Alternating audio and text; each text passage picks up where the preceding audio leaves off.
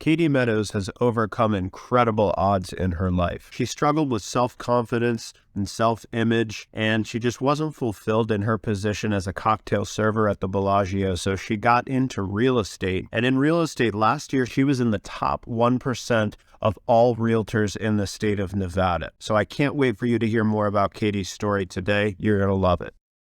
Katie, we're super excited to have you on the show with us here today. And for the people who don't know you, let's get into a little bit about background about who you are and how you started in your profession. Yeah, definitely. Thanks for having me, by the way. Of course. So a little bit about me is I grew up in Mississippi, basically. I moved to Vegas in around 2003 after I graduated college at Mississippi State. I started working at Bellagio as a cocktail waitress in 2003 when I first moved here. And then about 4 years ago, I decided I wanted something different for my life. And I had a friend who went into real estate. And I was like, well, seems interesting. Like, I can make a lot of money and show homes. That's what most people think when they get into real estate. So I did a little, it was a self-help development course called Synergy. It was like a 5-month course, 4 to 5 month course. And in that course, they do stuff like dig deep into your inner child work and what's holding you back. And they make you set goals. And they're like, well, what are your goals? And I'm like, well, I want to quit Bellagio because I don't feel self-fulfilled. I was making a lot of money there. I had a pension. You were part of a union, but I just didn't feel like it was my life what I wanted to do. So I was like, well, I want to quit Bellagio. So one day I just decided in the middle of this Synergy class that I was going to go in and quit my job at Bellagio. So that's what I did. And I went into real estate probably 6 months prior to that. So leading up to that decision to quit, what do you think was keeping you at Bellagio for so long? You were there for about 15 years? Yeah, 15 years. Is that everybody put it in my mind, you have a pension, you have health insurance, which is super important, but what I didn't realize is if I have a job where I make more money, I could just pay for those things anyway. So, and be the self-fulfilled. So the money was holding me there. Obviously, the days off you could work around your own schedule if you wanted a day off, but in real estate, I can do the same thing. Yeah. So that was my mindset back at that time. So you had probably a lot of your support system in your ear about, this is safe, this is secure. Correct. You've got a good thing going here. Don't screw it up. So things like that. Yep. Who were some of those people in your life? Was that friends? Was that family? It was friends. My mom always was a big supporter of me, and she's like, do whatever you want to do. You can do anything with your life. I have one sister. She's the same way. She's super supportive. So mostly just friends, people that work there. Because I just think that they're unhappy there too. But once again, it's the security of having all of those things. You have a full-time job. You're with the union. It's really hard to get fired. Yeah. Well, and in that community, if you're in a close-knit group where a lot of your closest friends also work there, to a degree, they're kind of trying to justify too why they're all making the right decision. We're here, we're doing well, it's safe, it's secure, you should do it too. Right? Yeah. Meanwhile, they're not happy either. They're like, we got to find other jobs. But it's just taking that initial step that is so scary and being like, yeah, I can do something else and I am okay. There's tons of people in the world. They're not all working at the casinos. Yeah, absolutely. There's a lot of ways to be happy. Yeah. Okay. And you talked about this life course that you did, and you uncovered a lot of the things that were holding you back. So do you mind sharing some of those things? For me, it's just a lot of stuff that I feel like happened in my childhood personally, that I just didn't have a lot of self-confidence.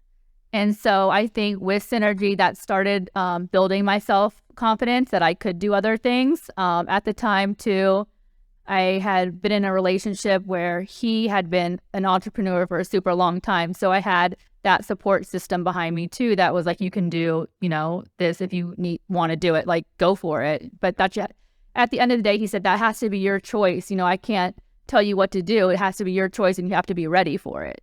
Yeah. So I think everybody out there has probably got a similar story. They might not all be taking the leap you and following that thing that they really want to do, like starting a business. But I think there's a lot of people out there who are stuck in that safe, secure position. Oh, 100% with anything. It's not just like the casino workers, but it's with anything. You get into a job and you're just super complacent there and you're scared of change and you don't want to work the effort because it does take a lot of effort to make change. So a lot of people don't want to put the effort in. They just want to, they're just happy with I wouldn't even say happy. They're just complacent. Yeah, they've got something that's good enough at least, and they're looking ahead to, okay, I could have something great, I could do something great, but then again, I also could lose everything. So they stay with the good enough. Yeah, exactly. So, yeah. Yep. Okay, so you built up your confidence a bit, and what were some of the biggest factors that really helped give you the confidence to step out on your own and get into real estate?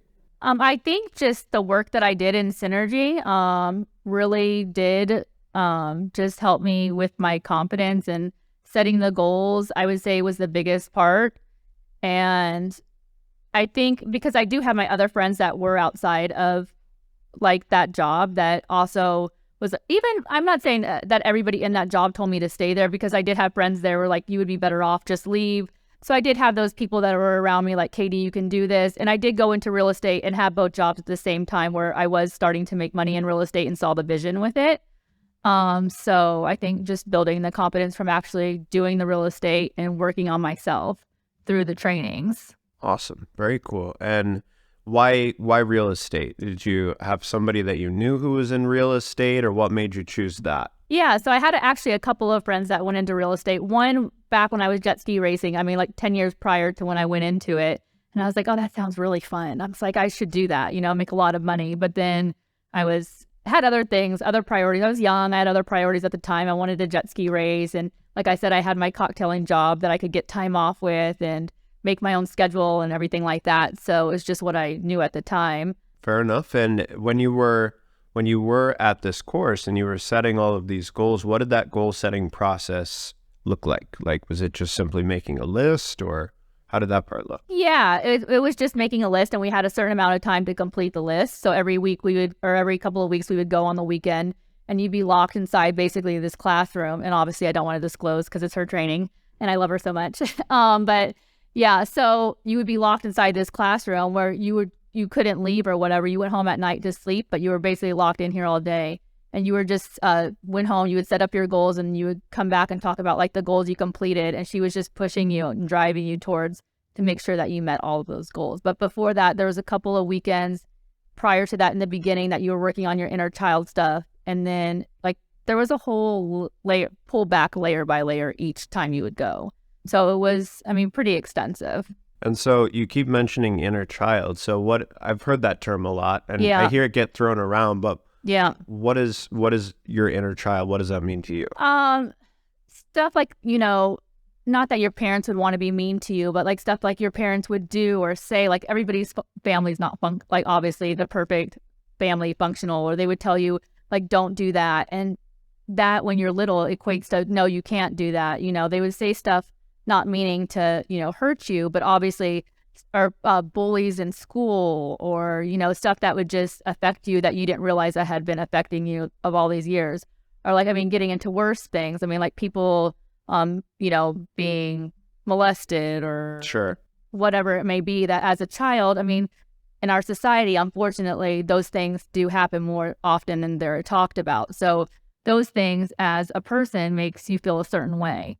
Gotcha. And I feel like, it's just, so those things, she makes you talk about your like inner secrets and like those things that you don't even want to talk about with other people that are holding you back, that your parents yelled at you and maybe said you couldn't do something. You're like holding on to that for dear life. Like, I can't do something. So that's what's holding you back in your later life, basically. Got it. Okay. Yeah. So inner child is basically, patterns that you developed when you were a child. Correct. Through your upbringing that maybe you don't realize, but you actually carry with you into adulthood. So exactly, the things that the behavior and thinking patterns that I still have now that I developed way back when I was little 7-year-old Joe. Exactly. Or maybe your parents got divorced and you think that's the way that life is. Like everybody's going to get divorced, and now you don't want to get married. Yeah. Everybody leaves. Yeah. Got it. Okay. Yeah. Yep. That makes sense. And what were some of those things that you found were kind of holding you back? A couple of tragedy things that happened to me when I was super young that are hard for me to talk about still.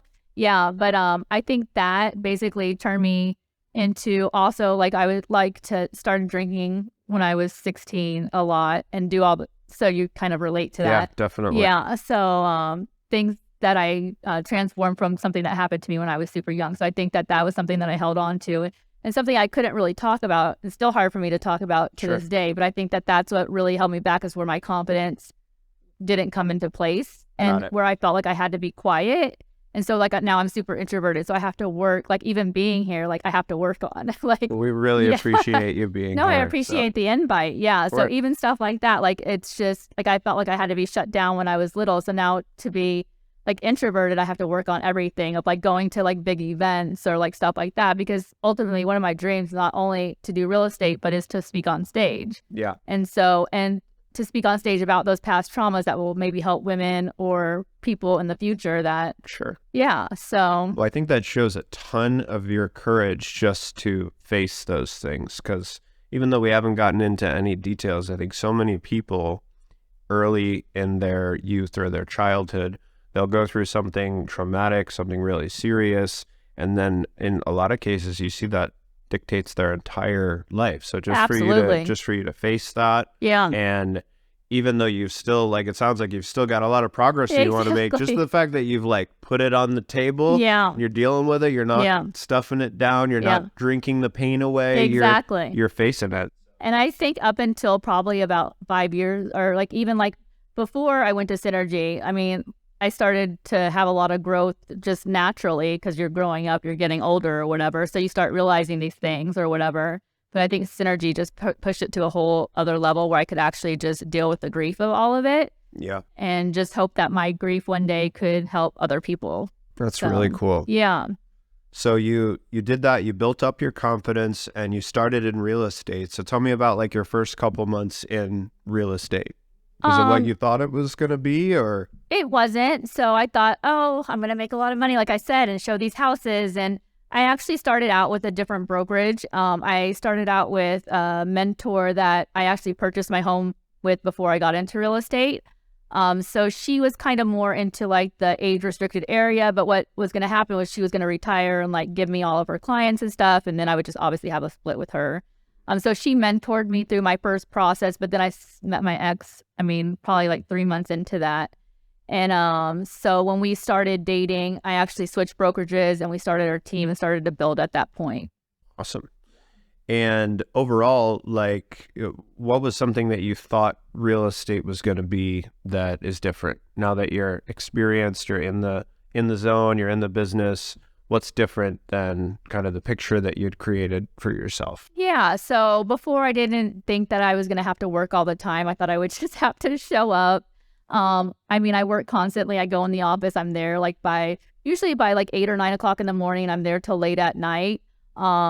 So I think just the phone calls, the hard work, the work ethic that you have to have, I think just everything, the contracts, the background, the knowledge. Yeah. I mean, you have to be able to navigate your way through like contracts and like if something goes wrong. And so I think it's just nothing about it is easy. And that's the important stuff Yeah. too. And finding clients. Everybody thinks, oh, you're just going to have people run to you. There's 22,000 agents. Yeah. It's not, Just post like 1 or 2 videos on Instagram. Exactly. And yeah. Yeah, but people are going to come, but that's not reality. You have to follow up with people. You have to make your phone calls every day. You have to do open houses. You have to do the grit and the grind. And yeah.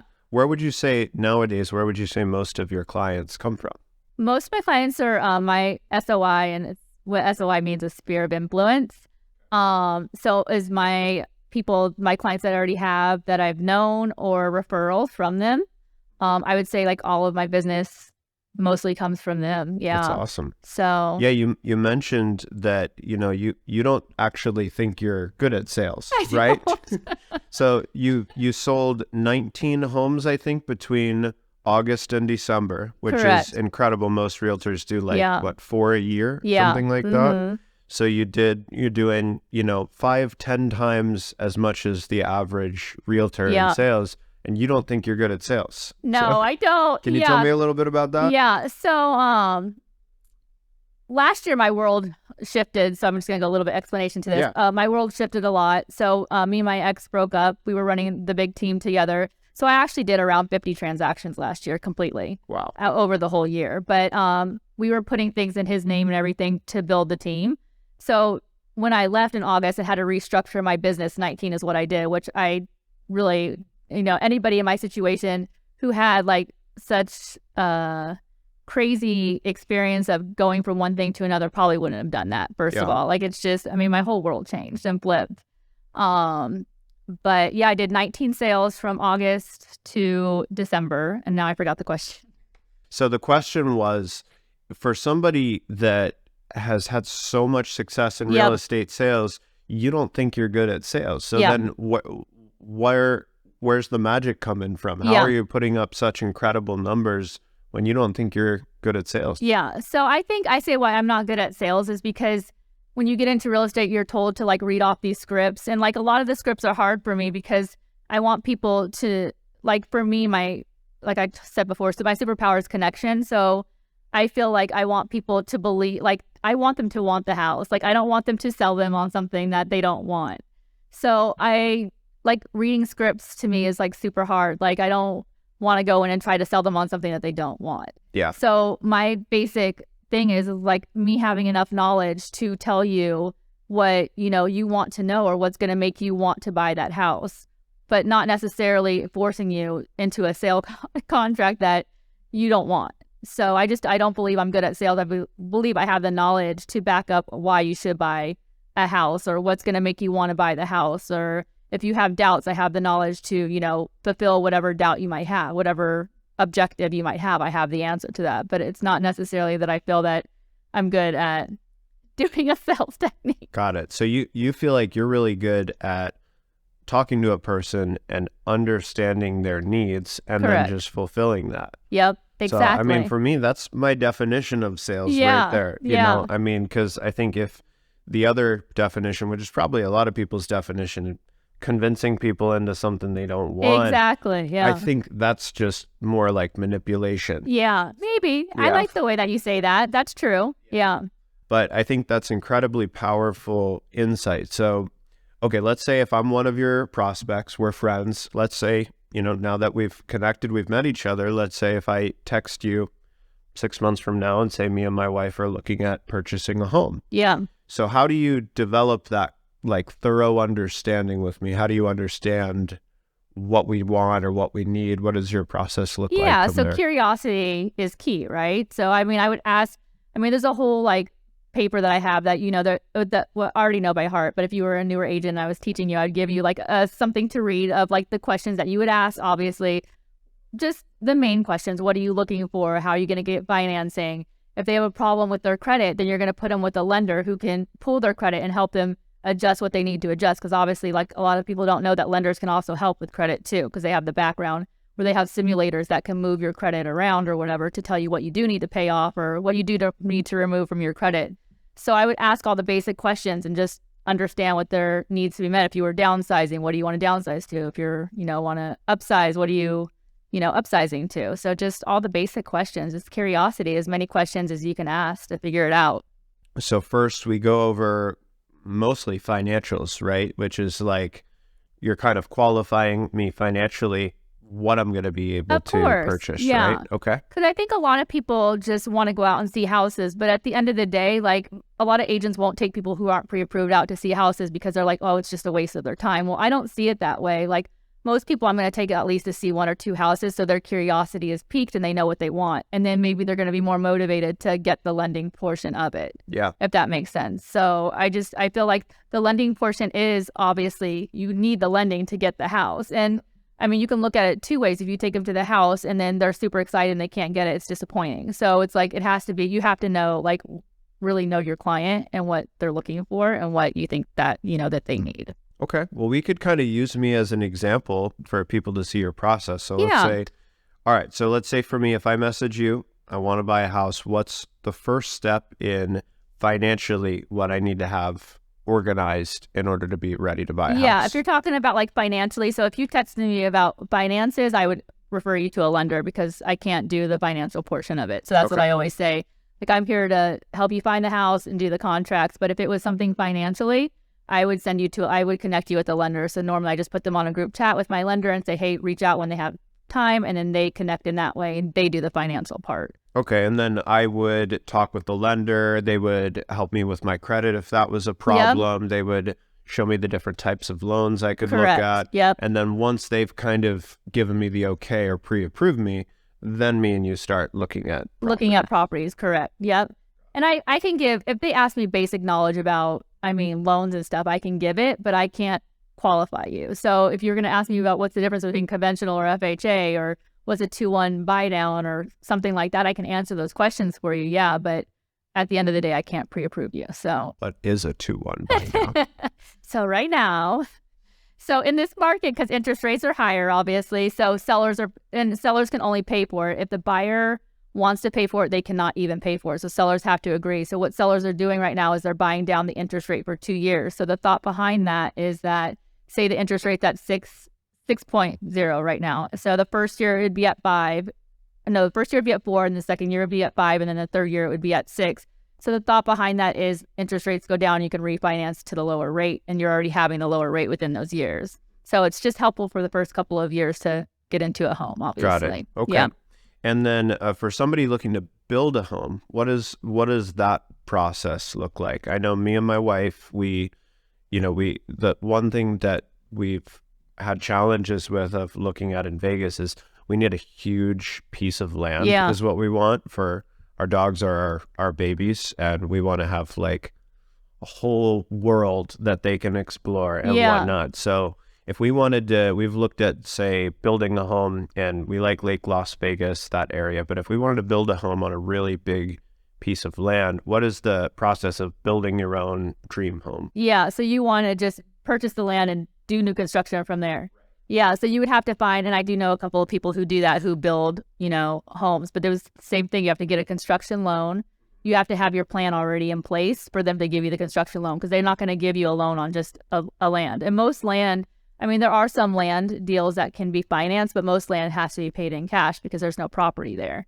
So you can find a few land lenders, but it's very difficult. But first step would be working with a builder and coming up with a plans. Plan. Correct. Okay, got it. And then the lender will lend on it because you have a plan that's in place.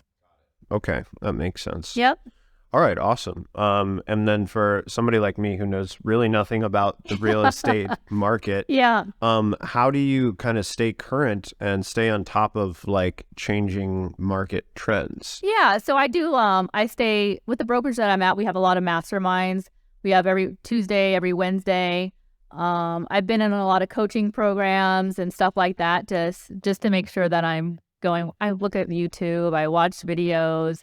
I am I do a lot of production, so that way I know from just being and producing myself. Yeah, and it's funny you mentioned YouTube. YouTube has literally everything these days. You could be an expert at pretty much anything. Exactly. If you do the work and put in the hours and learn it on YouTube. Yeah. If I just want to see what other agents are even doing in other states with the market current conditions, I'll just type it in. What are other people doing? And just to see different ideas. But like I said, I want to mastermind with our Real Brokers, a national platform. So it's one of 2 that you can basically recruit other agents into your brokerage in the whole United States. So there's EXP and Real Broker. Real Broker just got, Real Broker's been around, but it just got more, like, people have wanted to join more. It's just got more famous for some reason. Because we do a lot of like collaboration things and masterminds and stuff.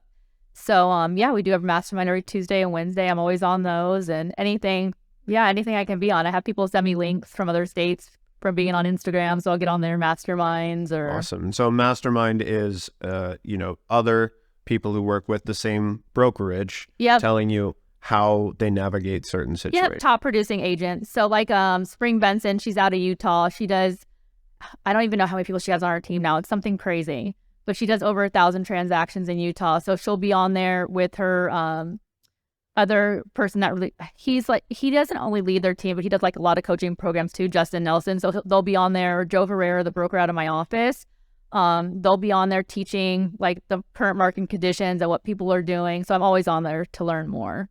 So those people are not only selling homes themselves, but they're also kind of leading a team of other agents who are selling like yourself. Correct. I mean, they have huge platforms. They're coaching, they're speaking, the speaking events, they do coaching events, they do all kinds of masterminds. And I mean, it's just crazy. So, Nice. That's awesome. yeah.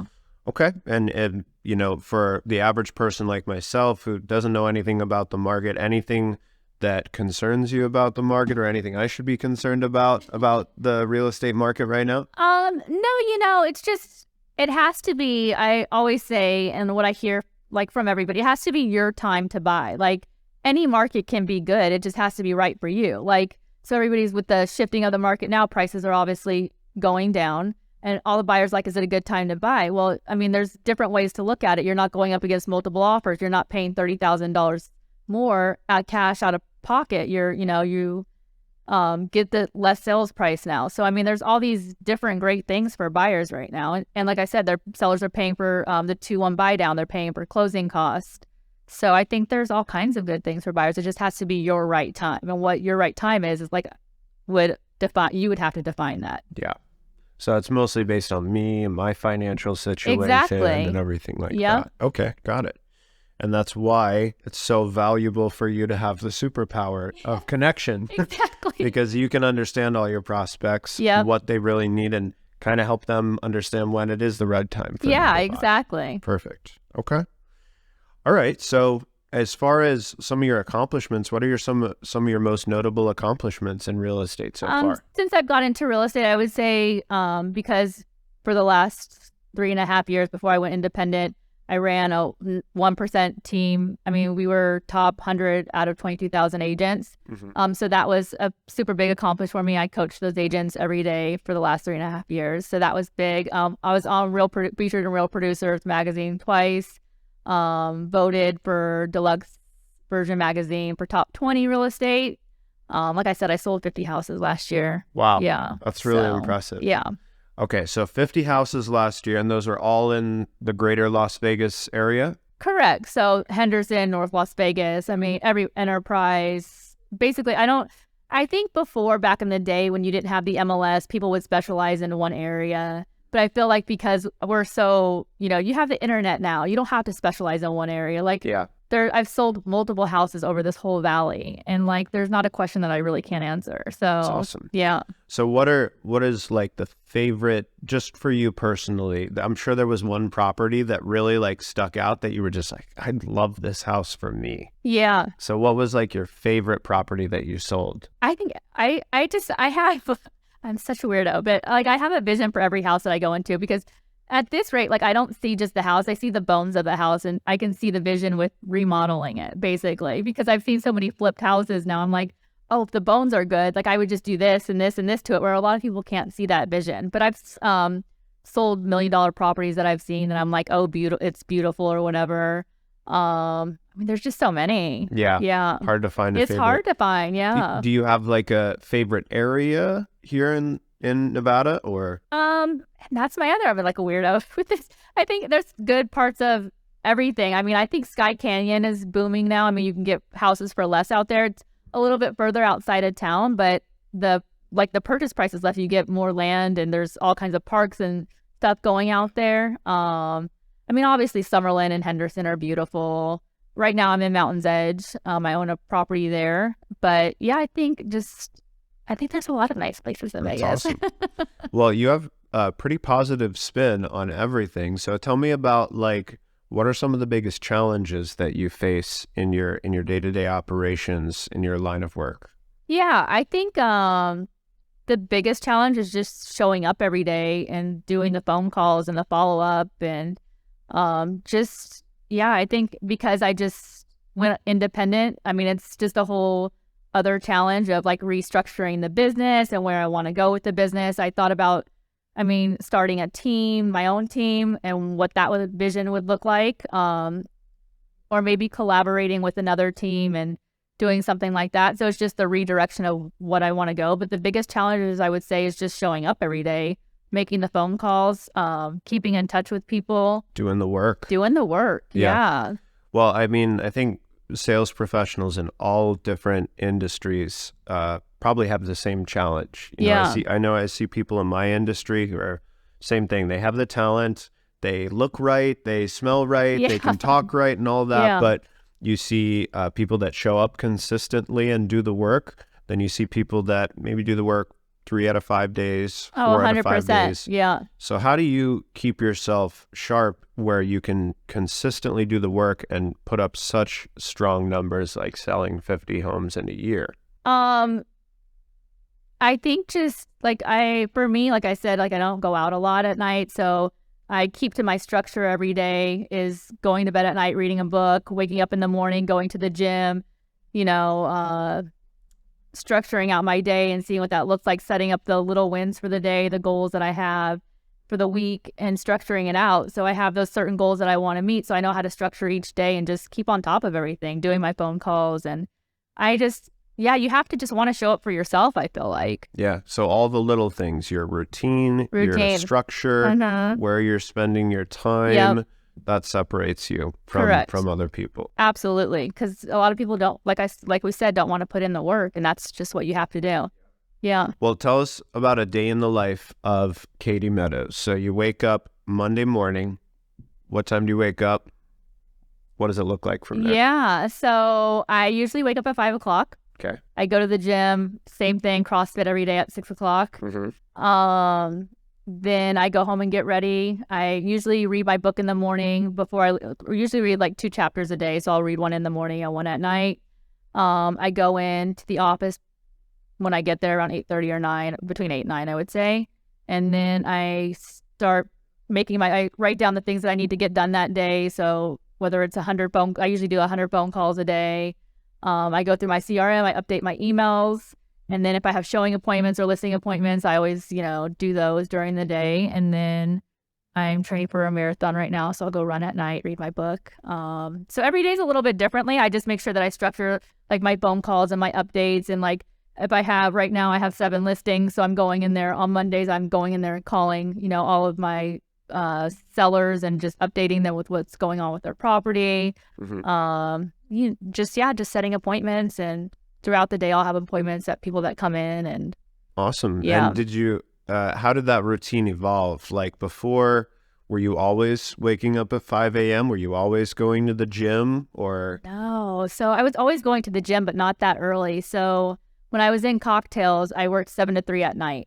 So when I went into real estate, my whole world changed. Like I had to it was little by little. I was like, I'll never be able to get up at 5 o'clock. Yeah. And I would just start waking up earlier and earlier and earlier. So yeah, I just eventually got up at 5. And like, I feel like if I don't get to the office by like 9 o'clock, then I'm late. I'm like, people tell me like, what are you late for? Like you have I'm like, I don't know. I feel like I'm being on a call.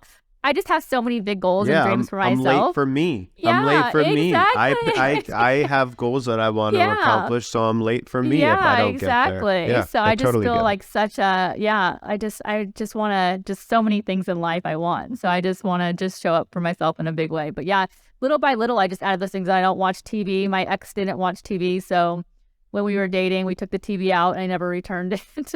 So you keep talking about your goals, and your goals seem to be the driving force behind everything you do, why you do your 100 calls, why you get up at 5 in the morning, why you go to the gym. So how do you keep those goals in the forefront of your mind?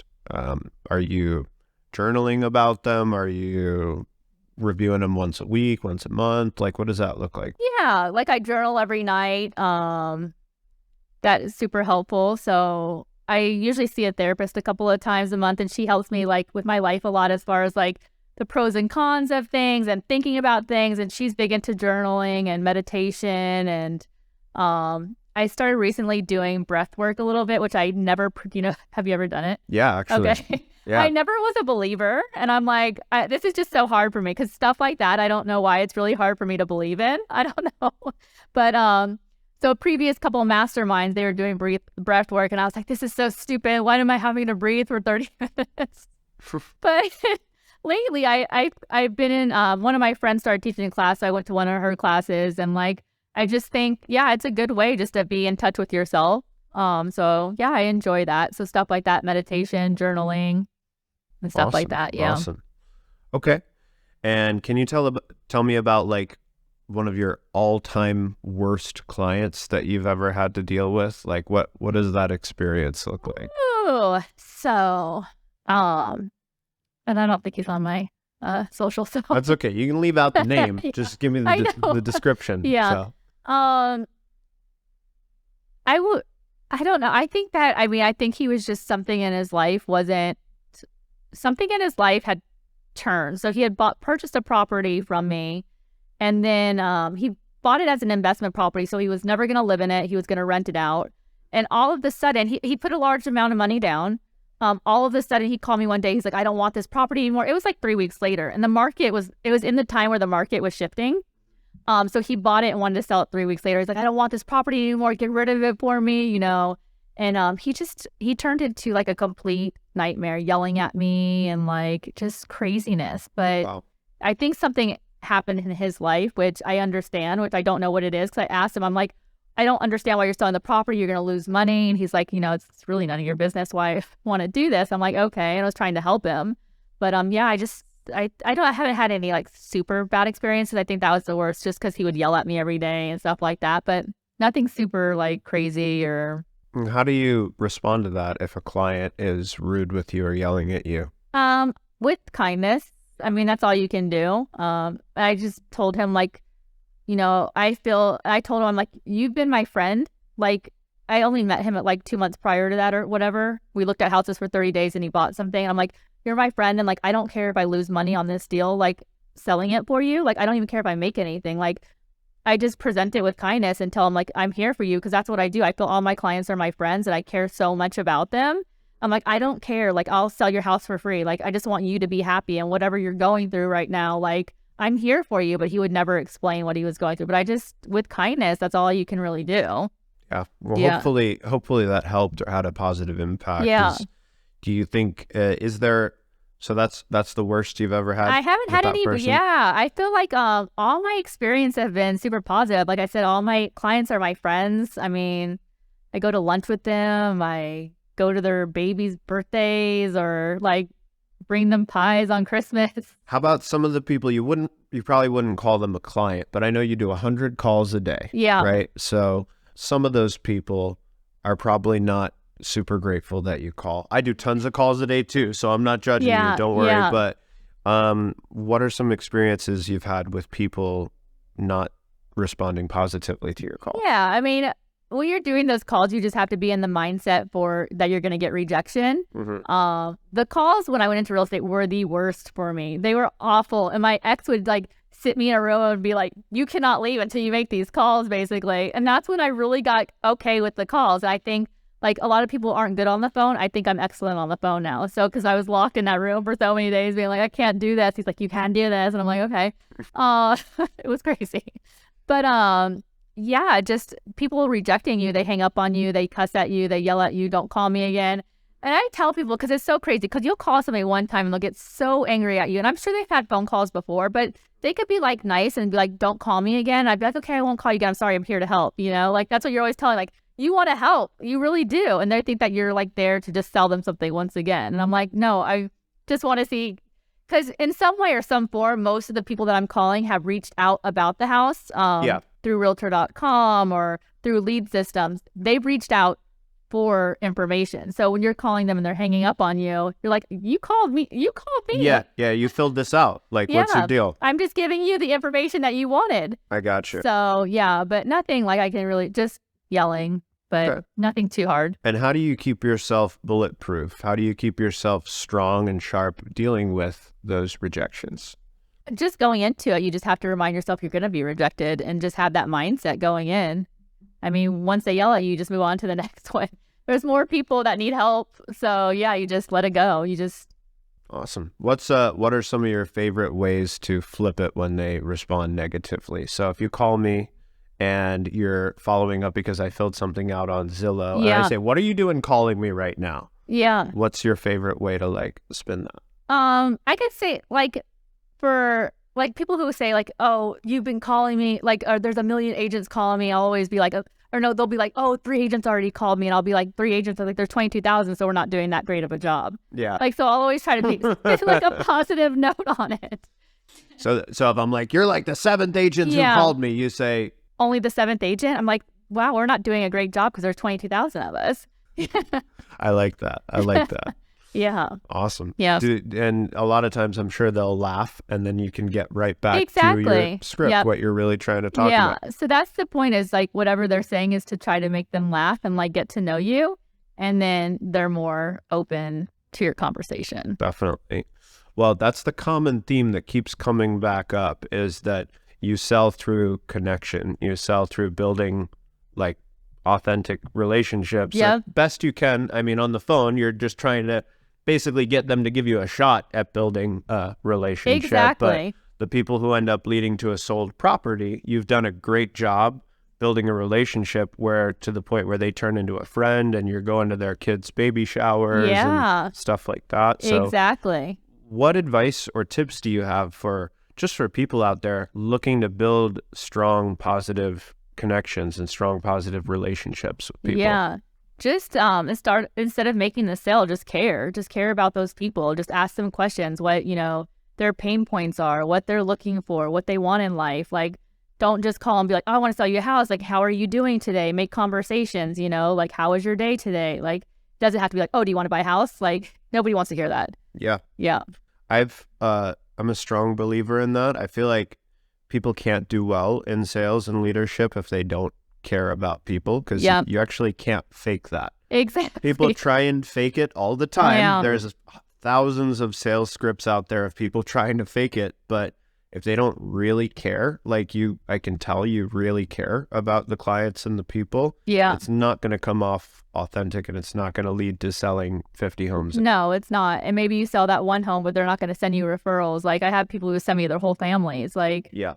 So you're not going to get that. Maybe you sell them that one, but I already feel like, and I know, trust me, I know tons of agents, and I already feel like I want to text you when me and my wife want to buy home.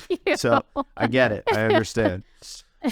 Okay. You've had an incredible first 4 years in real estate. What are some of like the biggest highlights in those 4 years? Just being on Real Producers Magazine, running that team. That team was everything to me. I loved coaching them. Just getting the awards for being top 1%. Just top 1% out of 22,000 agents. Yeah. In I Nevada. think when I left and went on my own, we were like 41 that month. Damn. Out of 22,000 agents. That's awesome. So you've accomplished a lot in your first 4 years in real estate. What do you see in year 5, year 6, year 10? What does the future look like? So just really what I want to build out again is being able to be a mentor to agents that just get into the real estate business, or who doesn't have enough business and wants to do more, and just showing the ways to obviously accomplish that. People would be really lucky to work with an authentic leader like you. There's a lot of people out there who are in leadership for the wrong reasons. Yeah. People would be really lucky to work with you. And I agree, because I've been with some coaches that I feel that, are in it just for themselves, and like, you can feel that energy. So I just want to be something different where people can connect. And yeah, it's tough because obviously you're here for money too. Yeah. I am too. Everybody. Of course. I'm not, doing it just so that I can have no quality of life. No. Finances have to come with it, but you can't fake caring about people. Yeah. You just can't. Absolutely. So plans for the future, you want to speak on stage. You'd like to get back into like leadership and leading a team of agents Correct. At some point. Do you see yourself ever moving into any different industries, or are you pretty set on sticking with real estate? I'm pretty set on sticking with real estate. There's other avenues that I would like to do. I already own property, but I would like to own more property, maybe do some flips and stuff like that, but all in the real estate space. What like tips or advice do you have for any new agents or people that are looking to get into real estate? I would say most agents have a crazy mindset, because I said, you go into it thinking you're going to make a lot of money. It's just easy to sell houses. But my number one advice is to find a team that you connect with. And yeah, you do have to split a portion of your commission with that team leader, but they're investing into you. They think that it's cheap to run an office and to buy leads and to produce and stuff like that. But at the end of the day, it's not. And you can build a referral system out of those people you get from that team. So really going into it, I encourage to find a mentor, a team that you can go and build your sphere out and then go on your own, because even though you're making less money, it's so worth it. That's awesome. Yeah. For you, how big of an impact do you think your mentors have had on your success? Oh, absolutely. I mean, even to this day, the people that, I mean, not necessarily I'm coaching with, but I look up to, like I moved over to Joe Herrera's office, and like even like talking with him is just such an inspiration. And like when I have questions, I'll reach out to mentors and people. And I met this other guy on Instagram and I asked him questions, and like he's offered me like getting onto his mastermind and stuff. And so I think it's just so important just being able to learn from other people. And just like I said, getting clients are hard, and that's just not the gist of it. When you have that client, you have to know what you're doing. So I feel like just having somebody there by your side to look out to reach out to is just so super important. Awesome. Yeah. And through life, you've experienced a lot. You've went through this huge transformation of going from an average cocktailing position at Bellagio into real estate, becoming incredibly successful there. So I'm sure you learned a lot about yourself and a lot about how to be successful in that time. What would you say is like the most valuable lesson that you've learned that you think everybody should learn at some point in their life? I would say working hard. I mean, I think that valuable lesson is don't stay unhappy where you're not happy at. Like change is possible. It is. You can do something other than just what you think you're stuck in. Like just take a chance on it. Yeah. Yeah. So just be willing to take that chance, because that success is possible. And it's worth it. Yeah. It's worth being happy. You live one life. Like you don't want to stay in a job that you're afraid to change. Like it's possible to do other things and to be happy. Where do you think Katie would be right now if you never made that shift? Like let's say you never did take that course.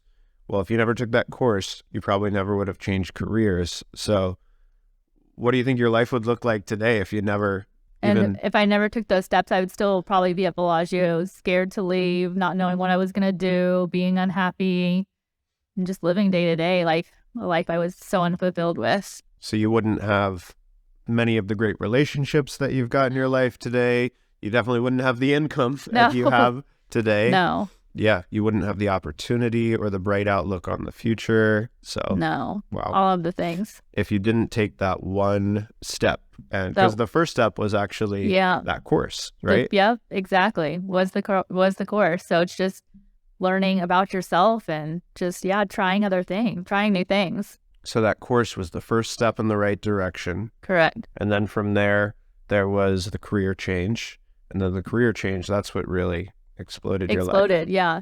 And I want to say also, when I did go into Synergy, I didn't know what I was getting into. Like I was, see, this is another thing, is because back to going into real estate, I was going to this event that had a bunch of entrepreneurs, and the guy that ran it he had went to Synergy before. He's like, do you want to go to Synergy? I'm like, sure. Sure, I want anything different. That sounds like a fun word. I want anything different. I didn't even know it was a self-help thing. I was like, I want to do anything different in life at that point. Like, I just want my life to change. Yeah. And so I said, just take chances. Like, I'm like, sure, I want to go. And it wasn't cheap. And so, I didn't know what I was getting myself into. When I showed up there, I'm like, what did I get myself into? Yeah. I mean, a lot of people ask me too, like how I found or how I chose my career path and stuff. And a lot of people don't know. I responded to a Craigslist ad that just said, "Are you a natural born leader?" Really? And that was it. Yeah. I am a leader. There was like a 2-word description. I remember reading it and be like, I think so. Yeah. I think I am. And so I just, same thing. I took a chance. And then when I actually went to the interview, I was really impressed with everything. Yeah. So it's just taking that chance in life. Doing something different. How many people out there do you think are missing out on like the life of their dreams just because they're not taking chances? Almost everybody in life. There's that. What is the percentage of wealthiest people? It's like very small. Very, very small. Very small. 99% of the wealth in the world is held by less than 0.5% That's of what the population. Percentage I was looking for. Yeah. So it's just, there's not very many people that take their chances on themselves and life and happiness, and it's sad. Yeah. Well, I just think like, what's the worst that could happen? Yeah, exactly. When I was looking at that interview, I was like, I might go and it'll be a waste of time. I know. Like I didn't have anything else going on at that point. Yeah. So that's same thing with you. If you went to that course and it was a scam or a waste of time, okay. Yeah, exactly. Waste of an afternoon. Yep. What's for dinner? Yep. And not everybody made it out of that course either. It wasn't an easy course to take. I mean, I think we started out probably with 40 people and probably only 10 people or maybe even less than that went through the whole thing because it wasn't easy. Yeah. Why do you think so many people I've never really understood this, but there's like a bad connotation or like stigma that comes with self-help courses, comes with therapy and all of that I stuff. know. Why do you think that is? Why do you think people are against therapy or against self-help courses? I think a lot of people I think part of the reason is people just can't stand to be with themselves and they just don't think that they need help. They can't accept that they need help. And then, and then the other portion is people think, oh, there's something really wrong with that person if she needs to go to therapy. And like, I found I didn't start going to therapy until a couple months ago, and I found so much joy in it. Like, she plans my pros and cons. If I want to switch something, she plans my pros and cons with me. It's not necessarily like, oh, I'm like, something's really wrong with me. Like, what am I going to do? Like, no, like, it's so, like, you get to express yourself and have somebody else's opinion that, you know, like, why are you doing that? And have somebody else's opinion, somebody on your side. Like, it's just, I don't know. People just think, I'm just, something's so wrong with me if I go. And that's not true. Or people don't want to hear what the answer is going to be if they're doing wrong. I think you're right. I think that's what it is that people speak badly about therapy. Because they probably know deep down, okay, I've definitely got some stuff that needs to be worked on, but they're afraid to face it. Exactly. So they kind of talk down on it. Yep. And try and make you feel like you're the weak one for addressing that stuff. Exactly. So. Yep. And really you're the strong one because it takes a lot of strength to come to battle with yourself and your feelings and definitely. Yeah. Okay. And so let's say if you were on your deathbed and you could tell the world one thing to make the world a better place, what would that one thing be? I'm going to go back to my connection. Make connections, live life. Like, you have one life to live and like, don't waste time. I wasted so much time on things that I wish I wouldn't have wasted on. Just don't waste time. Learn your lessons and do something different. That's awesome. Yeah. Well, Katie, it was awesome getting to speak with you today. You have an incredible story. And if people want to connect with you, where can they get in touch with you? Katie Ann M1 is my Instagram. Katie NM1. It's Katie, Katie, Ann is my middle name, ANN, M as in Meadows, 1. So Katie Ann M1. Katie Ann M1 on Instagram. Yep. Awesome. And then Katie Meadows on Facebook. Okay. I think those are the only two main ones that I use. Awesome. Yeah. Well, thank you so much for sharing your story today. Yeah. Thank you so much for having me on. I appreciate it. Of course.